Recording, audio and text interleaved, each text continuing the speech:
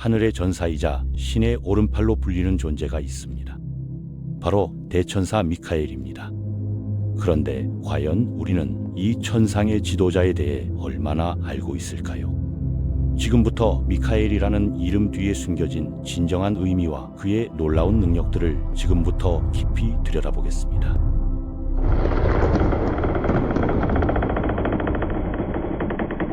천상의 최고 사령관으로서 미카엘의 지위는 다른 어떤 천사보다도 특별합니다. 그의 이름 자체가 누가 하나님과 같으랴라는 의미를 담고 있어 창조주에 대한 절대적 충성을 상징하죠. 이러한 이름의 의미는 단순한 호칭을 넘어서 그의 존재목 자체를 규정합니다. 히브리어로 미카엘이라고 발음되는 이 이름은 의문사 미와 비교의 전치사 카 그리고 하나님을 뜻하는 엘의 조합으로 이루어져 있거든요. 이는 그 어떤 존재도 하나님과 비교될 수 없다는 겸손한 고백이면서 동시에 미카엘 자신이 그 진리를 수호하는 전사임을 선언하는 것이기도 합니다. 미카엘의 가장 두드러진 특징은 바로 전투적 성격입니다. 그는 단순한 메신저가 아닌 악과의 전쟁에서 최전선에 서는 용맹한 전사의 모습을 보여줍니다. 전통적인 도상학에서 그가 항상 검과 방패 그리고 갑옷으로 무장한 모습으로 그려지는 이유가 바로 여기에 있습니다. 발 아래 짓밟힌 악마의 형상은 그의 승리를 상징적으로 드러내는 중요한 요소입니다. 특히 그의 검은 단순한 철제 무기가 아니라 신적 권능으로 만들어진 영적 무기로 묘사되는데 이 검 한 번의 휘두름으로 수많은 악령들이 소멸된다고 전해집니다. 또한 그의 방패에는 십자가나 하나님의 이름이 새겨져 있어 그것만으로도 악의 세력들이 감히 접근하지 못한다고 여겨집니다. 라파날이나 가브리엘 같은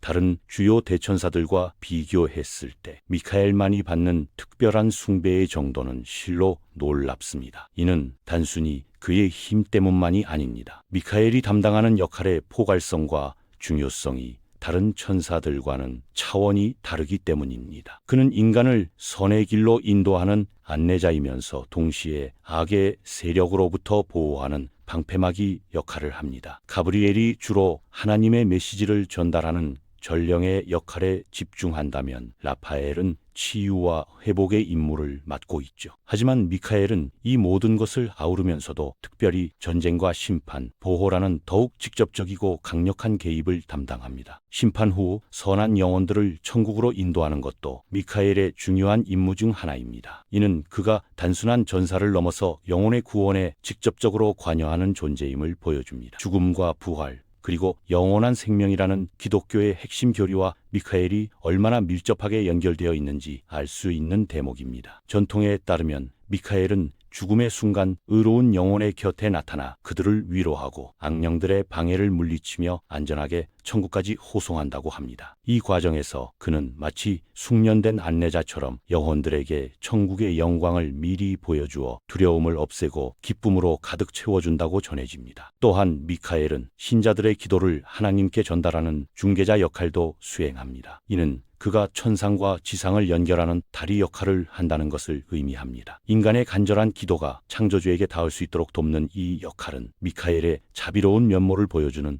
중요한 측면입니다. 특히 절망적인 상황에서 드리는 기도나 악으로부터의 보호를 구하는 간절한 부르짖음들을 미카엘이 특별히 관심 있게 들으신다고 여겨집니다. 그는 이러한 기도들을 황금 향로에 담아 하나님의 보좌 앞에 올려드리며 신자들을 대신해서 중보 기도를 드린다고 전해집니다. 하지만 무엇보다 미카엘의 가장 중요한 역할은 천사 군대의 총사령관으로서의 모습입니다. 성경에서 묘사되는 미카엘과 사탄 간의 대결은 선악 간의 우주적 전쟁을 상징합니다. 이 모든 대결에서 미카엘이 보여준 완벽한 승리는 선의 궁극적 승리를 예고하는 희망의 메시지이기도 합니다. 요한계시록에 기록된 하늘에서의 전쟁 장면을 보면 미카엘과 그의 천사들이 용과 그 사자들과 싸우는 모습이 생생하게 그려져 있습니다. 이 전투는 단순한 물리적 충돌이 아니라 우주 전체의 도덕적 질서를 결정하는 결정적 순간이었습니다. 특히 용의 형상으로 나타난 악마와 타락한 천사들이 천국을 정복하려 했던 사건에서 미카엘의 역할은 결정적이었습니다. 사탄과 그 동조자들을 지상으로 내쫓고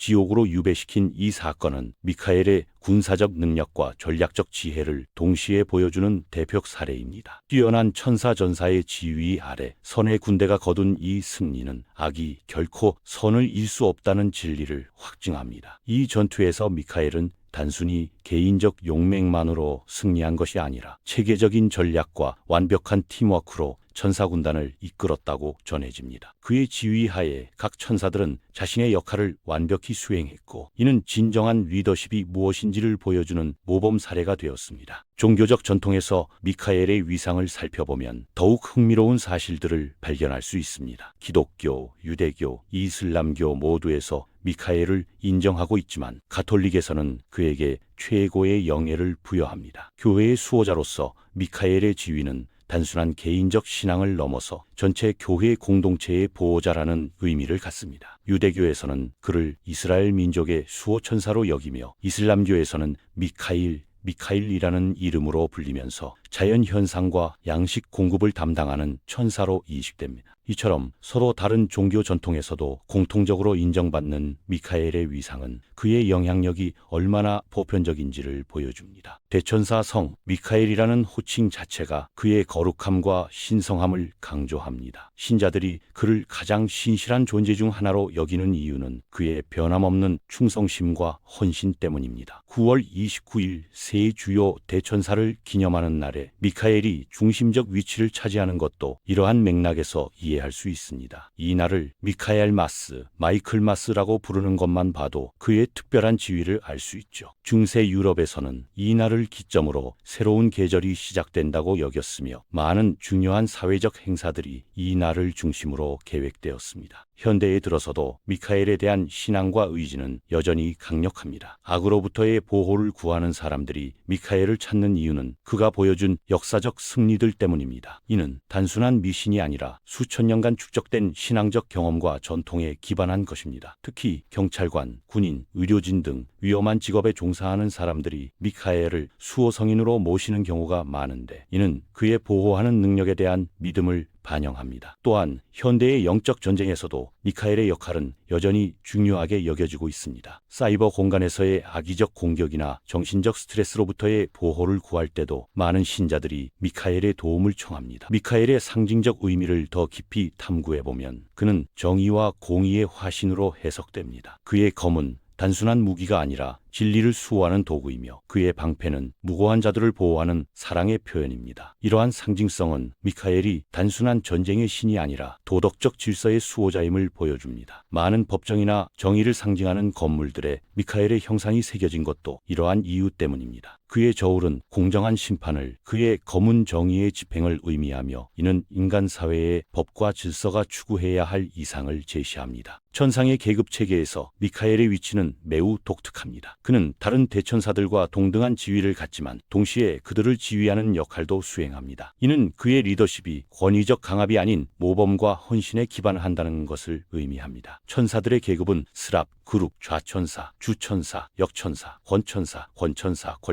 대천사, 천사의 9계급으로 나뉘는데, 미카엘은 대천사이면서도 모든 계급의 천사들로부터 존경받는 특별한 존재입니다. 이는 진정한 권위가 지위가 아닌 인격과 능력에서 나온다는 것을 보여주는 완벽한 예시라고 할 수 있습니다. 미카엘의 영향력은 개인적 차원을 넘어서 사회적, 역사적 차원으로도 확장됩니다. 수많은 성당과 교회가 그의 이름을 따서 명명되었으며, 많은 국가들이 그를 수호성인으로 모시고 있습니다. 이는 미카엘이 단순한 종교적 인물을 넘어서 문화적, 역사적 아이콘이 되었음을 보여줍니다. 독일, 프랑스, 벨기에 등 유럽 여러 국가들에서 미카엘을 국가의 수호성인으로 모시고 있으며, 심지어 일부 도시들은 그의 이름을 따서 명명되기도 했습니다. 몽생미셸 같은 유명한 관광지도 미카엘의 이름에서 따온 것이죠.